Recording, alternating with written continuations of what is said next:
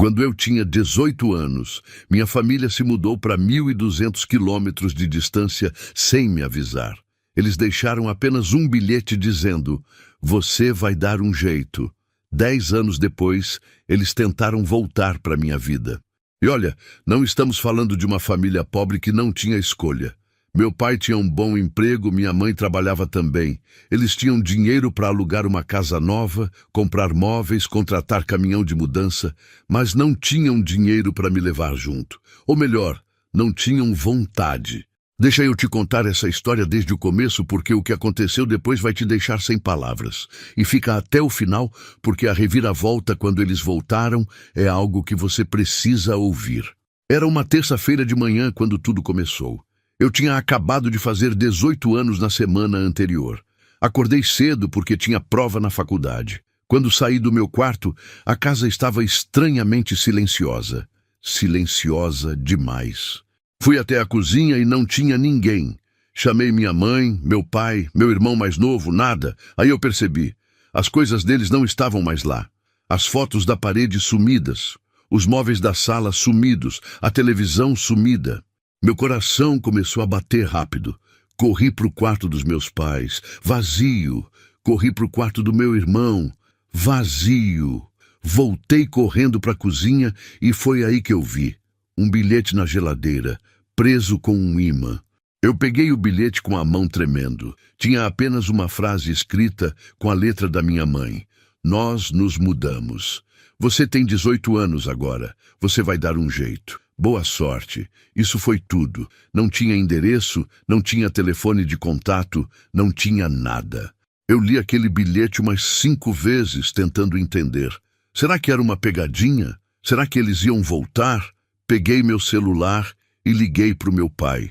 Número desligado. Liguei para minha mãe. Número desligado. Tentei meu irmão. Desligado também.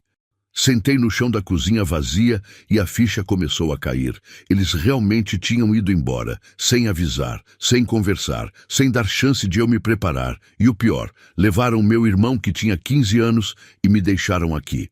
Nos próximos dias, eu descobri a verdade. Liguei para minha tia, irmã da minha mãe. Ela me contou que meus pais tinham planejado essa mudança por 3 meses. 3 meses!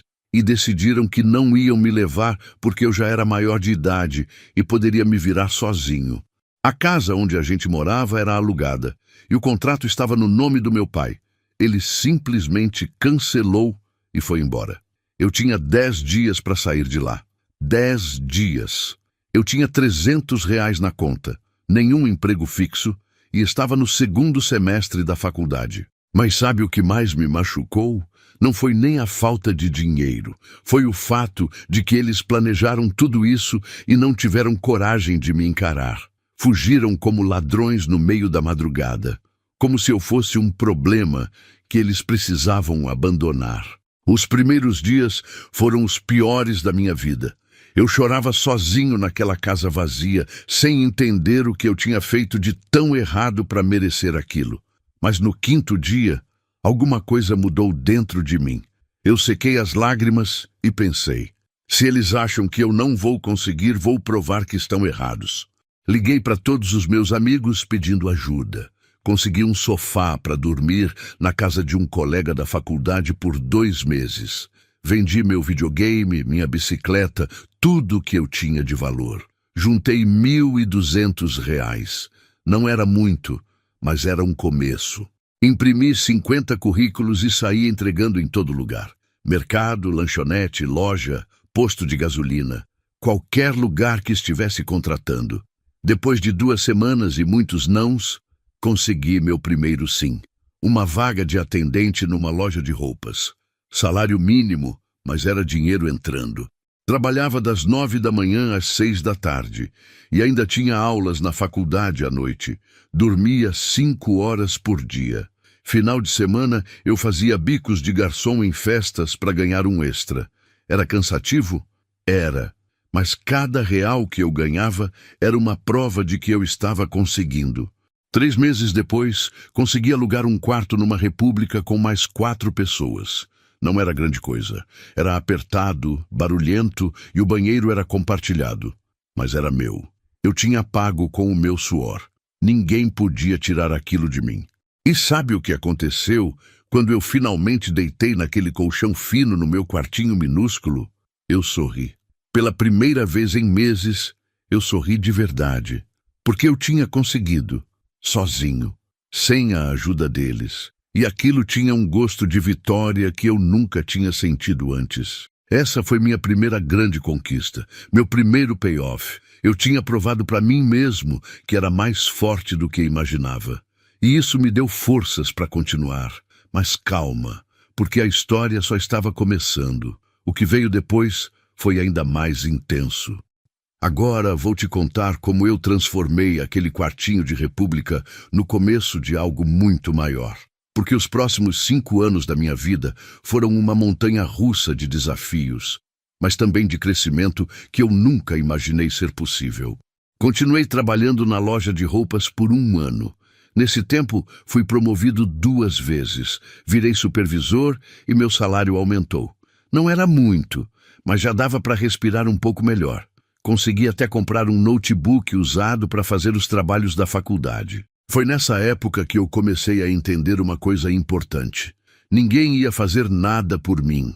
Se eu queria crescer, tinha que correr atrás. Então comecei a fazer cursos online gratuitos. Marketing digital, vendas, atendimento ao cliente. Tudo que podia me ajudar a ser melhor no que eu fazia. 2 anos depois de ter sido abandonado, consegui um emprego melhor numa empresa de tecnologia.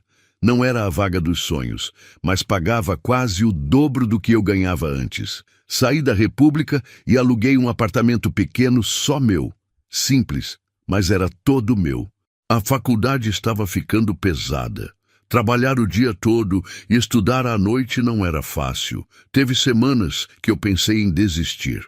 Mas sempre que a vontade de desistir batia, eu lembrava daquele bilhete na geladeira. E aquilo me dava força para continuar.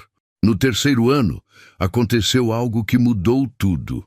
Um dos meus professores da faculdade viu potencial em mim e me indicou para um estágio numa empresa grande.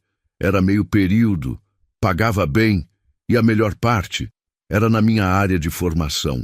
Eu finalmente estava construindo uma carreira de verdade. Larguei o outro emprego e aceitei o estágio. Nos 6 meses seguintes, eu me dediquei como nunca. Chegava cedo, saía tarde, perguntava tudo, aprendia tudo.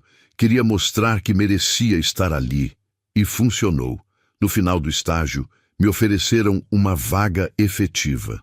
Quando assinei minha carteira de trabalho como funcionário efetivo, com um salário 3 vezes maior que o primeiro emprego, eu parei e olhei para trás.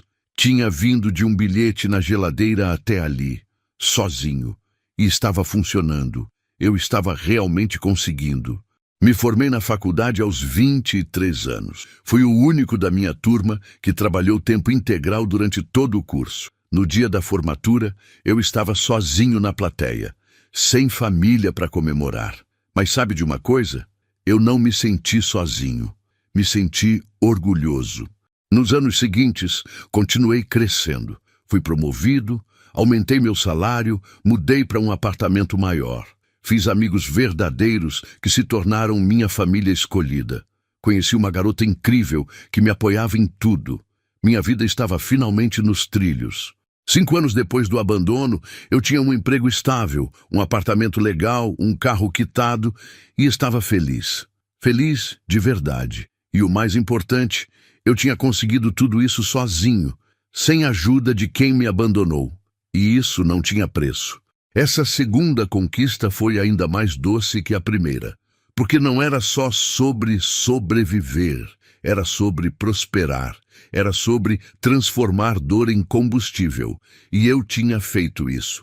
Mas espera aí, porque agora vem a parte que você está esperando, o reencontro. 10 anos depois daquela terça-feira de manhã, quando eu tinha 28 anos, meu telefone tocou. Era um número desconhecido. Atendi. Do outro lado da linha, uma voz que eu não ouvia há uma década. Era minha mãe. Ela disse oi, como se nada tivesse acontecido, como se não tivesse me abandonado 10 anos atrás, como se fosse normal ligar do nada depois de todo esse tempo. Fiquei em silêncio por uns segundos, processando. Então perguntei, como você conseguiu meu número? Ela disse que tinha pedido para minha tia. Aí começou a falar, dizendo que estava com saudades, que queria me ver, que a família toda queria me ver, que meu irmão, que agora tinha 25 anos, estava perguntando por mim, que meu pai também queria conversar. Eu deixei ela falar, não interrompi, só escutei. Ela falou por uns 5 minutos sobre como a vida deles estava, sobre a cidade onde moravam, sobre o emprego novo do meu pai, mas não mencionou nenhuma vez o bilhete, o abandono, nada. Quando ela finalmente parou de falar e perguntou como eu estava, eu respirei fundo e aí disse uma coisa que eu tinha ensaiado milhares de vezes na minha cabeça durante aqueles 10 anos. Eu estou bem, muito bem, sem a ajuda de vocês. Ela ficou em silêncio. Aí tentou amenizar, dizendo que eles fizeram aquilo para me ajudar a crescer, para me tornar independente, que foi difícil para eles também, que eles pensavam em mim todos os dias. Eu quase ri, quase. Perguntei para ela, se vocês pensavam em mim todos os dias, por que nunca ligaram? Por que nunca mandaram uma mensagem? Por que sumiram completamente? Ela gaguejou, tentou explicar, mas não tinha explicação, porque não existe explicação para abandonar um filho. Então ela foi direto ao ponto. Disse que queria me ver, que eles iam visitar a cidade dali a 2 semanas e queriam marcar um almoço, que seria bom para a família se reunir de novo. Para a família. Como se ainda fôssemos uma família. Eu poderia ter desligado na cara dela. Poderia ter xingado, gritado, desabafado tudo que tinha guardado por 10 anos. Mas sabe o que eu fiz? Aceitei. Disse que podia encontrar com eles. Marquei num restaurante no sábado seguinte, ao meio-dia. Nos dias seguintes, minha cabeça não parava. Eu ficava pensando no que ia dizer, como ia reagir quando visse eles. Contei para minha namorada e ela me apoiou. Disse que ia estar lá comigo se eu quisesse. Eu quis. Precisava de alguém do meu lado. Chegou o sábado. Cheguei no restaurante 5 minutos adiantado. Meu coração estava acelerado. Vi quando eles entraram. Meu pai, minha mãe, meu irmão. Eles tinham envelhecido. Meu irmão estava maior, um homem adulto agora. Me viram e sorriram. Minha mãe veio me abraçar. Eu deixei, mas foi um abraço frio. Ela percebeu. Meu pai apertou minha mão e disse que eu estava bem, que tinha crescido. Meu irmão ficou meio sem jeito, mas também me cumprimentou. Apresentei minha namorada e sentamos. Os primeiros minutos foram estranhos. Eles faziam perguntas sobre minha vida, meu trabalho, onde eu morava. Eu respondia, mas de forma objetiva. Não queria dar muitos detalhes. Não queria que eles se sentissem parte das minhas conquistas, porque não eram. Então meu pai começou a falar sobre como foi difícil para eles também, como a mudança tinha sido necessária por causa do trabalho, como eles não tinham escolha. Como esperavam que eu entendesse que foi tudo pelo meu bem. Tudo pelo meu bem. Foi aí que eu não consegui mais segurar. Olhei nos olhos dele e perguntei, como abandonar um filho de 18 anos sem avisar, sem dar suporte, sem dar opção? Foi pelo meu bem? Como isso ajudou em alguma coisa? O restaurante ficou em silêncio. Meu pai tentou responder, mas eu levantei a mão. Disse que não tinha terminado. Falei que passei fome nos primeiros meses, que dormia em sofá de amigo, que trabalhei em 3 empregos ao mesmo tempo para sobreviver, que chorei sozinho mais vezes do que conseguia contar. Minha mãe começou a chorar, mas eu continuei.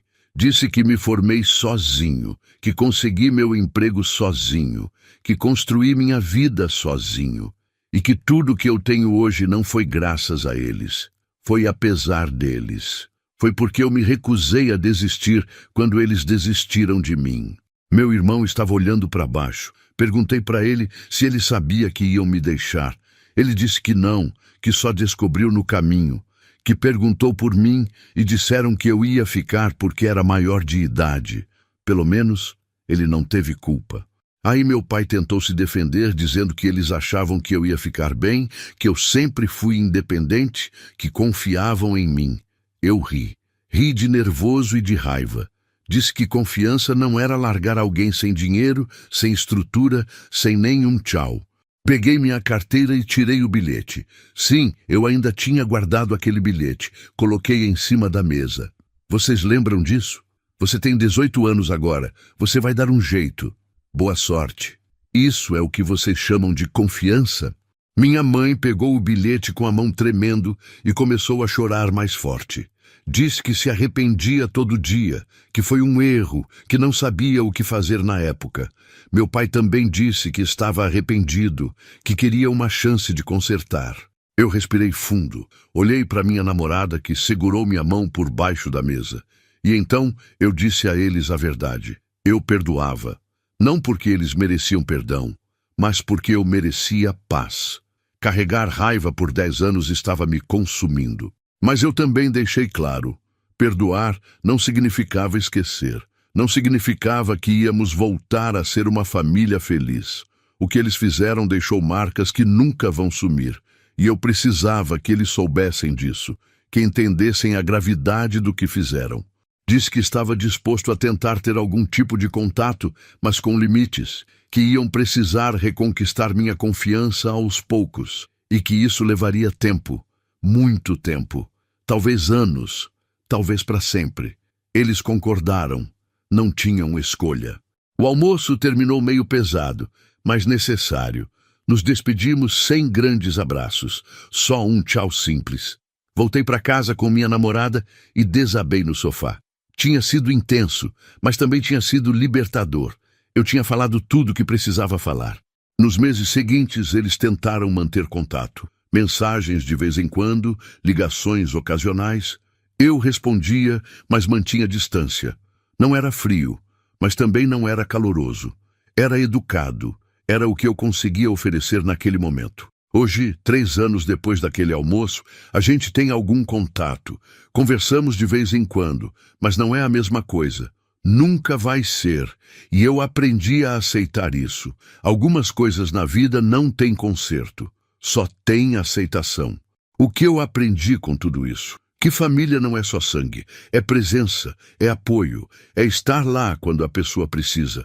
Minha família hoje são meus amigos, minha namorada, pessoas que escolheram ficar quando podiam ter ido embora. E isso vale muito mais. Aprendi também que dor pode ser transformada. Aquele abandono poderia ter me destruído, mas eu escolhi usar como combustível. Escolhi provar que era mais forte do que qualquer obstáculo. E consegui.